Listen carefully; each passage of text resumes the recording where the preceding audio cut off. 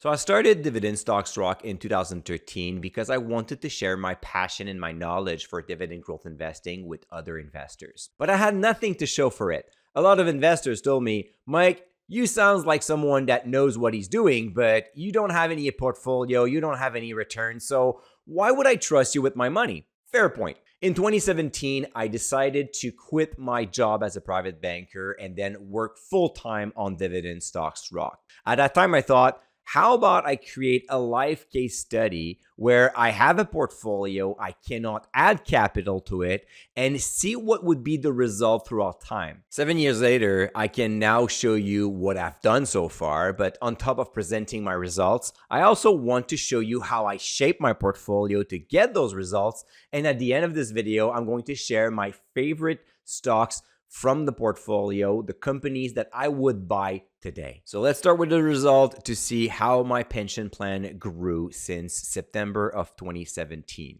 So back then I received a check of $108,760.02. I invested it all throughout the next following 3 months, and fast forward today, the portfolio value as of November 4th was $289,129.68. The portfolio now pays an annual dividend income of slightly above $5,000 for an annual yield of 1.75. You're gonna tell me that's not that much, but if you look at the yield on cost, I'm already at 4.65. In other words, the portfolio is growing, but the income is growing very fast. Is it good? Is it bad? Well, you have to compare with the benchmark, right? Since my portfolio is 50% invested in the US market and the other 50% is invested in the Canadian market, I compare myself with two index following those two markets 50-50. So as you can see on this graph, the Canadian market was up 103% during that period, while the US market, driven by the Magnificent Seven, companies like Tesla, Amazon, Google, and Nvidia, drove the market up to 160%. Where do I stand? Well, I stand at 166, so slightly above the US market, but if you would have done the average between the Canadian and the US, that makes me about 30% above the index. I like to compare my results with a benchmark to know if I'm destroying my money or if it actually makes sense that I remain in control of my portfolio. To be honest, I would probably still manage my portfolio even if I lag the index by 1 or 2% per year. Why? Because I love to be in control. It gives me more confidence in my portfolio, and I like to know what's going on with each of those companies. When the market goes up, I don't know exactly what's driven the market, but when my portfolio goes up, I can quickly identify which company is doing well, and at the same time, when it goes down, I can also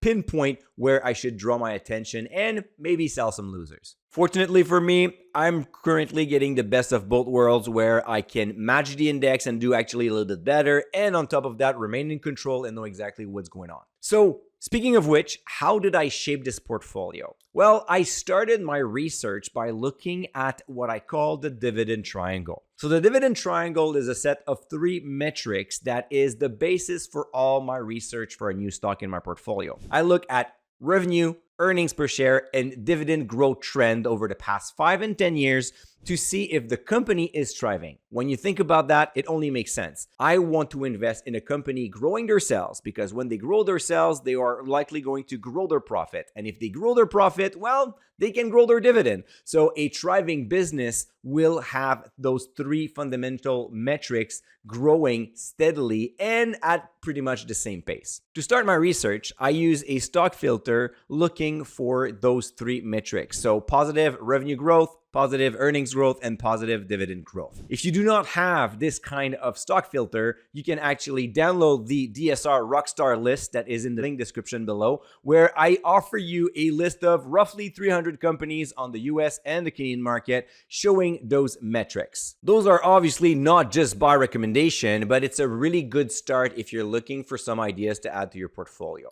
Once I had that list, what I did is I filtered by sector. You don't want to buy like 10 companies in the same sector. That doesn't make any sense. If you look at my portfolio right now, you can see that it's well balanced across multiple sectors. I have a preference for the financial and the information technology sector because I have a background in the financial industry and my current business is in technology, so I'm very comfortable understanding what will move the needle for those sectors. There are opportunities everywhere, so your portfolio doesn't need to look like mine, but rather what is really important is that you understand the sectors and the industries you invest in. You understand the threat and the opportunities, so you know why the company is doing well or why it's struggling and how it can get out of this hole. I've started my portfolio with equal weight in each stock, but of course, throughout the years, you have some winners, you have some laggards, and in the end, you have a wide distribution of weight in your portfolio. Every year, I rebalance my position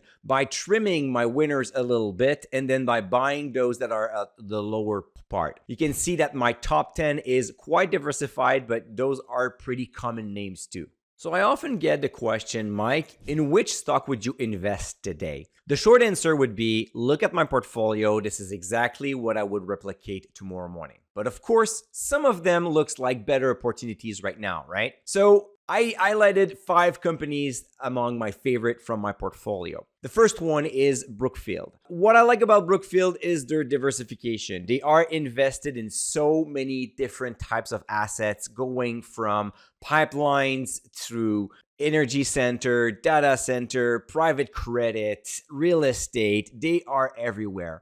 They also invest with a long-term mindset. They like to say that we are a patient capital business. Finally, they have a unique opportunity into alternative asset. There are not that many players around. You have Blackstone and Brookfield that are the largest companies offering you this opportunity to invest in assets that will generate cash flow for the next 50 years and over. The second one on my list is one of my beloved, Couche-Tard. I've been doing a lot of videos, a lot of shows on this one, but I just like this convenience store sell. It grows organically. It also grows by acquisition. It has a unique expertise in making those acquisitions, and management is not afraid to walk out the door if the deal is not good for them. So while you see a lot of companies growing by acquisition, but being ready to pay whatever price and deal with it, they are a lot more disciplined. The stock price has been on a rough patch this year, which makes it even more interesting. Speaking of a company that is struggling as well after the last quarterly results that happened right after the election, Stella-Jones saw their stock price going down double digit. Well, investors are afraid of tariffs. They are also afraid because there were like weaker guidance, but in the end, Stella-Jones shows a very stable business model. More than 50% of their sales are coming from utility poles and railway ties, which are incredibly solid recurrent revenue because we keep on needing those to maintain the network and improve it. And they are well positioned for the future to benefit from major investment into the infrastructure. Now going on to the US side, automatic data processing. I love its moat. They are offering payroll services and HR services to companies. Their bond with corporate America is very solid. And what is great there is once you have a payroll in place, when are you going to change it? So that makes it very sticky business model on top of being based on recurring revenues, and the complexity of hiring and firing people, how HR rules are changing all the times with regulation, makes ADP one of the best partner businesses can have. Finally, talking about recurring revenue, one that I would never hesitate to invest more money in would be Visa. Visa, it operates in a duopoly with MasterCard. So maybe you prefer MasterCard. That's fine with me. It's pretty much the same business. They're just mastering the entire network. So they benefit from that network effect. Everybody is using those credit cards and they are making a fee on every single transaction. They do not carry the consumer's debt. They are just there to do the payment processing. So if you're afraid about the latest DOJ attack to Visa, you can go with MasterCard. That would be pretty much give the same outcome. Now, if you're a little bit more curious and you want to know exactly what are my position in my portfolio, you can look in the description below. I will list all my position with my weight so you can actually replicate this portfolio if you have fun. Actually, I would not suggest you to do that because you are not me, I am not you, and mimicking somebody else's strategy is probably the best way to lose confidence,